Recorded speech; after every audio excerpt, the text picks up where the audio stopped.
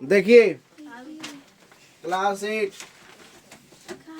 बीजीय व्यंजक एवं सर्व समीकरणें है ना। ये चैप्टर तुम्हारा कौन है 6।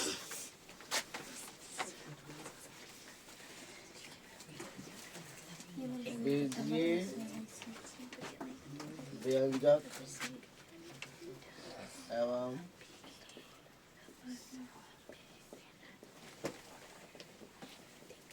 सर्व समीकरणें। ठीक, इसमें जो है कुछ फार्मूला है उसको याद करना होगा और पहले से भी याद करवाए है ना। आप लोग याद होगा a प्लस बी का होल स्क्वायर क्या होता है हाँ, कोई दिक्कत नहीं है। a square plus 2ab plus b square, या इसको आगे पीछे भी ले सकते हैं है ना। इसको आगे ले सकते हैं, इसको पीछे ले सकते हैं, इसको कोई दिक्कत नहीं है। आगे पीछे भी लिख सकते हैं, ऐसा कोई प्रॉब्लम नहीं है। a माइनस बी का होल स्क्वायर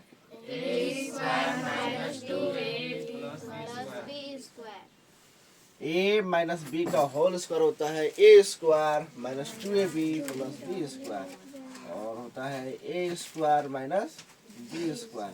इसका फॉर्मूला होता है a plus b into a minus b, है ना। हम इसको पहले भी लिख सकते हैं a minus B plus B लिख सकते हैं, है ना, कोई दिक्कत नहीं है।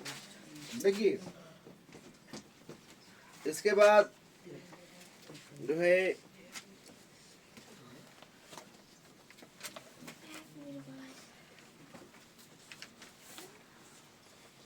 सवाल है गुणांक, संख्यात्मक गुणांक, संख्यात्मक गुणांक ये क्या है। तो संख्यात्मक मतलब क्या हो गया संख्या, और गुणांक उसका हो गया गुना, यानी कि मतलब संख्या के साथ क्या गुना है ना। जैसे -2xy है, इसमें तुम्हारा कौन संख्या है तो -2 हो गया आंसर। इसी को बोलते हैं किसी भी चर के साथ कौन सा संख्या तुम्हारा जो है उसके साथ गुना है, उसी को बोलते हैं संख्यात्मक गुना। फिर है 7xy, इसमें जो है कौन सा संख्या तुम्हारा है 7 है ना। फिर इसके बाद है 7x स्क्वायर है, इसमें कौन सा संख्या तुम्हारा गुना है 7 है, सॉरी माइनस कितना है जी -7x स्क्वायर है। तो माइनस अगर है तो -7, और अगर प्लस तो सिर्फ 7, है ना। इसके बाद है -12x स्क्वायर, -12x स्क्वायर, इसमें संख्यात्मक गुना क्या है -12, जो संख्या है वही लिख देंगे। फिर है -2/3 और x, तो संख्यात्मक गुणांक क्या होगा 2/3, यानी किसी भी चर के साथ है ना कौन सा तुम्हारा संख्या गुना है। लेकिन अब बोलेगा कि 5xy में y का गुणांक, मतलब 5xy में y का गुणांक, यानी कि y के साथ तुम्हारा क्या गुना है तो 5x। आया समझ में क्या बोल रहा है सवाल कि 5xy में y का गुणांक क्या होगा। तो y मतलब क्या हुआ, इसका मतलब क्या हुआ, इसका मतलब ये हुआ कि y के साथ तुम्हारा और दूसरा क्या गुना है, तो जितना भी है सब लिख देंगे। कितना हो गया 5x, x भी लिखेंगे क्योंकि वो भी जो है y के साथ गुना में है। फिर आता है एक पदी, देखिए यहाँ पे एक पदी, द्विपदी, त्रिपदी, है ना। एक पदी, फिर आता है, बढ़िया समझेंगे जी, इसके बाद आता है त्रिपदी। इसमें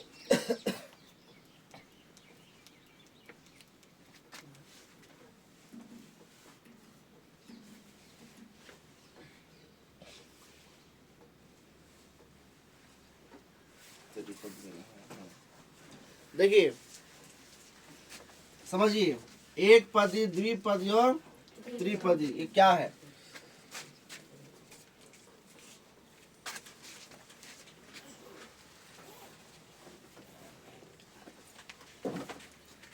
तो एक पदी मतलब एक पद ना जी, द्विपदी मतलब दो पद। द्वि मतलब क्या होता है? द्वि मतलब दो, त्रिपद मतलब तीन पद, एक पदी मतलब एक पद। जैसे कोई भी मतलब एक हो, चाहे 2x हो, चाहे 3y हो, चाहे फिर 4xy हो, या फिर -4xy हो, मतलब कोई भी तुम्हारा जो है क्या होना चाहिए? तो एक ठे होना चाहिए, चाहे वो संख्या प्लस में हो माइनस में हो, तो कोई फर्क नहीं पड़ रहा है, बस एक ठे होना चाहिए। इसके आगे जैसे 4xy हो गया, इसमें इसमें आगे +2 या -y या माइनस कुछ नहीं होना चाहिए, सिर्फ और सिर्फ एक ठे होना चाहिए। उसको बोलते हैं एक पद, मतलब गिनने में आना चाहिए एक ठे बस। तो जो एक ठे होता है उसको बोलते हैं एक पद। चाहे वो 4xy हो, या मान लो 3y हो, या फिर 2x हो, या कुछ और हो, 2z हो, है ना, -2z हो, तो क्या हो जाएगा? ये तुम्हारा एक पद होगा। अब मान लो पूछेंगे कि 3x और +x ये कौन सा पद है? द्विपद नहीं है, ये एक ही पद है। कैसे है? तो 3x और x दोनों क्या है? सेम है। इसको जोड़ देंगे तो कितना हो गया? 3 और 1 4x हो गया। तो क्या पद हो गया? एक पद हुआ। लेकिन अब कहेंगे द्विपद, तो द्विपद मतलब कितना हो गया? इसमें दो पद आएंगे। जैसे 3x + y, तो 1 2, 4x + z, क्या पद? दो पद, गिनने में दो आएगा, है ना। जरूरी नहीं कि तुम्हारा प्लस ही हो, माइनस भी होगा, y - z, तो क्या पद? दो पद, है ना। 8x - 4, क्या पद? दो पद। संख्या भी हो सकता है, कोई दिक्कत नहीं है ना। तो इसको बोलते हैं द्विपद। अब ना सर यहाँ लगा दिए माइनस, तब ऐसे, तब क्या पद होगा? तो अभी दो ही पद होगा, है ना। माइनस चाहे प्लस हो, गिनने में दो आना चाहिए, दो पद होना चाहिए, उसी को बोलेंगे द्विपद। ठीक। अब इसके बाद जो है, इसके बाद त्रिपद, तो गिनने में कितना आना चाहिए? तीन पद। जैसे x + y + z, या 4x + 5y - 6, तो 1 2 3। स्क्वायर भी हो सकता है ना। 4x² + 5, क्या पद? द्विपद हो गया। और मान लो 5y लिख दिए और -6 लिख दिए, तब हो गया त्रिपद हो गया। ठीक है। अब मान लो इसमें 4x² और +6 कहेंगे, तब क्या पद? द्विपद। दो पद है, 1 2 है ना। अब मान लो सिर्फ कहेंगे 4x, तो कौन पद? एक पद। अब मान लो 4x + 6, तब क्या पद होगा? द्विपद होगा। कैसे? क्योंकि ये दोनों क्या है? सेम है, x और x। तो x कितना हो गया? सेम सेम है, तो संख्या संख्या क्या करेंगे? यहाँ पे जोड़ देंगे, तो 8x + 6, यह हो गया द्विपद हो गया। देखो तो क्या है जी बाहर रंजीत, तो डरा न जाए।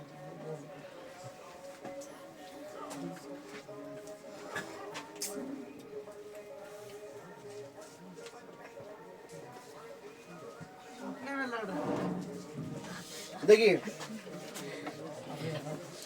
तो यहाँ तक आप लोग समझ गए होंगे, एक पद, द्विपद, त्रिपद, कोई दिक्कत? चलो अब कुछ सवाल देखते हैं।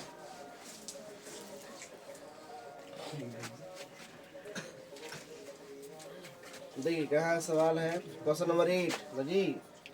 क्या बोला है कि एक पदी निम्नांकित में से कौन एक पदी बीजीय व्यंजक है? ऑप्शन है 2 + x 2x square 3x + 2xy + 1 3x + 2y + 3xy। अब बताइए इसमें एक पदी व्यंजक कौन है? एक पद सिंपल 2x स्क्वायर। द्विपद 2 + x त्रिपद ये दोनों हो जाएगा, है ना, दोनों हो जाएगा दोनों, क्योंकि 1 2 3 1 2 3। तो गिनने में अगर एक ठहरता है तो एक पद, गिनने में अगर दो ठहरता है तो द्विपद, और गिनने में अगर 3 ठहरता है तो त्रिपद। ये दोनों क्लास का है, क्लास 8 में भी है और 9th में भी है। इसके बाद आता है द्विपदी व्यंजक, है ना, बताइए कौन सा है? तो 2xy है, 4x स्क्वायर - 1 है, x स्क्वायर + 2xy + y है, या कोई नहीं? तो ये हो गया द्विपद, और ये हो गया एक पद या एक पद, और ये हो गया द्विपद। समझ में आ गया सबको? इसी तरह सवाल तुम्हारा जो है तुम्हारा 11 12 13 है ना, 14 फिर 15 भी है, 16 17 18 23 तक वही सवाल है तुम्हारा। जैसे एक और पूछते हैं, x स्क्वायर - x + 1 ये कौन सा पद है? त्रिपद है ना। 3x y - 4 क्या कौन सा पद है? द्विपद। आप गिनिए नो, है ना, आप गिनिए और देखिए क्या ठहरा रहा है। तो 1 2, अगर 2 गिनने में आ रहा है तो द्विपद, गिनने में अगर 3 ठहरा तो त्रिपद। बस सिंपल है, समझ में आ गया? तो बन जाएगा यहाँ तक। अच्छा ये बताइए कि 8xy क्या है तुम्हारा? एक पद व्यंजक है।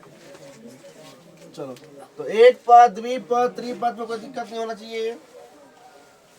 अब इसके बाद आते हैं 23 तक जो है तुम्हारा वही सवाल है। अब आते हैं चर और अचर। ये आप लोग को हम पहले ही समझा थे, लेकिन एक बार और समझ लीजिए, चर और अचर।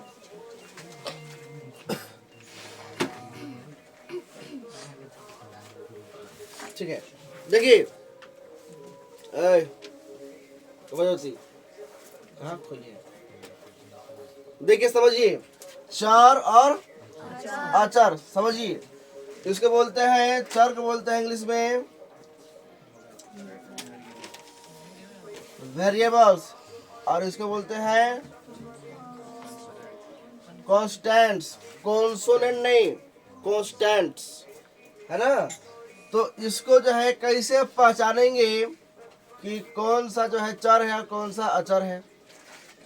तो ए से लेकर जेड तक, ए बी सी डी, है ना, E F X Y Z, A से लेकर जेड तक कुछ भी मिले तो सब का है, सब चर है। X Y Z A B C, या खाली एक्स मिल गया तो भी चर, एक्स वाई मिल गया तो भी चर, एक्स वाई जेड मिल गया तो भी चर, अलग अलग मिल गया एक्स वाई + जेड, तो ये क्या हो गया? चर हो गया। अब अचर किसे कहते हैं? तो संख्या। अचर किसे कहते हैं? तो कोई संख्या हो, है ना, बस उसमें देखिए पे फिर समझिए, चर में जो है ए से लेकर जेड तक कोई भी रहे, माइनस रहे प्लस रहे, उससे मतलब नहीं है हमको, यहाँ पे माइनस प्लस से मतलब नहीं है। ए से लेकर जेड तक अगर रहेगा तो सबका रहेगा सब चर। समझ में आ गया? अब कॉन्स्टेंट्स किसे कहते हैं? तो कॉन्स्टेंट्स जो है किसी भी संख्या को कॉन्स्टेंट्स कहते हैं, अचर कहते हैं। चाहे वो रूट में हो, संख्या में हो, चाहे कुछ में हो के, माइनस में हो, है ना। जैसे मान लो यहाँ पे 2 हो गया, 4 हो गया, 6 हो गया, 1 हो गया, 8 हो गया, 9 हो गया, माइनस में सब हो गया, है ना, या रूट में हो गया। ये सब क्या है? ये सब जो है तुम्हारा सब अचर है। माइनस में हो, प्लस में हो, बटा में हो, 2/3 हो, है ना, 4/5 हो, माइनस में हो, है ना, ये सब जो है अचर है। ठीक है। जैसे मान लीजिए हम बोलेंगे कि 4x है, इसमें चर कौन है? x। ये हो गया चर, और 4 का हो गया और चर। मान लो बोलेंगे -8xy, इसमें चर कौन है? तो xy हो गया 4, और -8 की सिर्फ 8, -8 बोलेंगे तो -8 हो गया अचर। मान लो 4/5 है, xyz है, इसमें चर कौन है? तो xyz जो है चर हो गया, और 4/5 अचर हो गया। समझ में आ गया सबको? ऑप्शन है कि -4 3x, देखिए यहाँ पे क्या लिखा हुआ है? -4 है, 3x है, 2x का पावर 2 है, और x का पावर 5 है। तो इसमें से जो है अचर बहुपद कौन है? इसमें से अचर कौन है? अचर -7 है, ये हो गया अचर। इसमें जो है -4 हो गया अचर, अब बाकी सब जो है ये चर और अचर दोनों है। यहाँ पर सिर्फ x पर 5 है, तो बगल में क्या तुम्हारा है? 1 लिखा हुआ है, 1 छिपा हुआ है ना। इसमें क्या हो गया? -4 का हो गया अचर हो गया। चलिए समझ गया होंगे।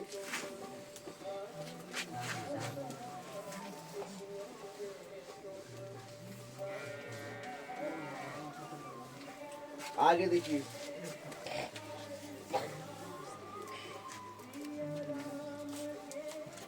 अब समान पद देखिए। समान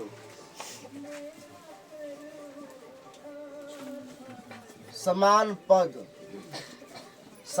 मतलब सेम होना चाहिए। अगर मान लो यहाँ पे x है तो इसका सेम क्या होगा? x ही होगा। अगर x स्क्वायर है, इसका क्या होगा? सेम x स्क्वायर होगा। मान लो x के पावर 5 है, क्या होगा इसका? सेम। अब मान लो बगल में लिख दिए 6 7, तो सेम है क्या? है। संख्या से मतलब नहीं है, हमको चर से मतलब है। संख्या यहाँ पे प्लस हो माइनस हो उससे कोई फर्क नहीं पड़ता है ना। यहाँ पे x है तो यहाँ पे x है ना जी, बस सेम है। संख्या कुछ रहे, है ना। यहाँ पे x स्क्वायर है, यहाँ पे है ना x स्क्वायर, तो बस सेम है ना। अब मान लो बोलेंगे xy और -80xy, क्या दोनों सेम है? हाँ, क्यों सेम है? क्योंकि यहाँ पे xy है तो यहाँ भी xy है। अब ना सर बगल में -80 है तो क्या हो गया? वो अचर में आ गया। हमको यहाँ पे ये मिलाना है, समान पद मिलाना है।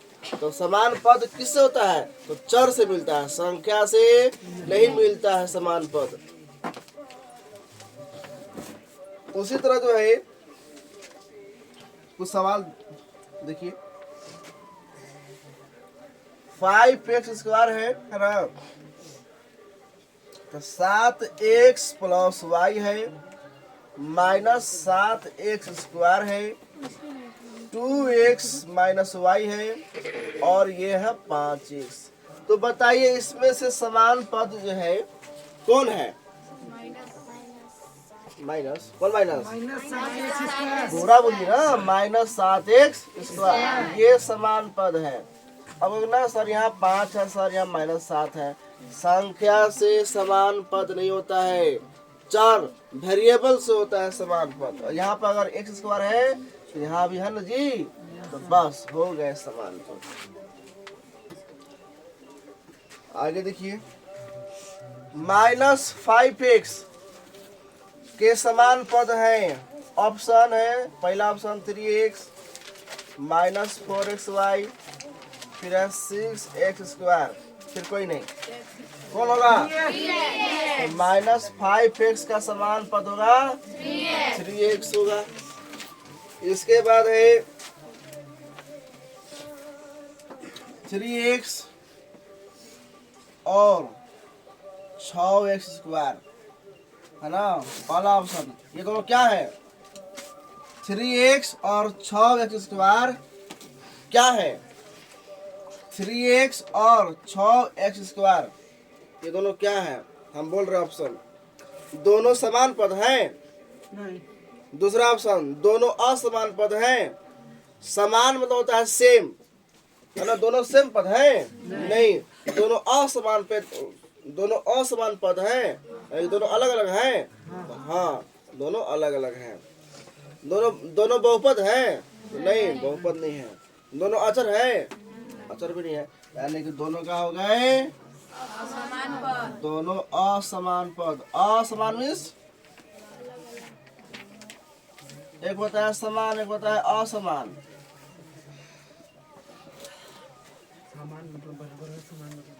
तो असमान मतलब हो गया अलग अलग, है ना? Same same. और समान मतलब होता है दोनों एक जैसा। इसके बाद वही सेम सवाल है, 4x और 8x²। तो क्या ये दोनों समान पद हैं? नहीं। दोनों असमान पद हैं? दोनों असमान पद हैं। चलिए बहुत बढ़िया, यहाँ तक आप लोग सीख गए। अब हम लोग जोड़ सीखेंगे, वेरिएबल वाले जोड़।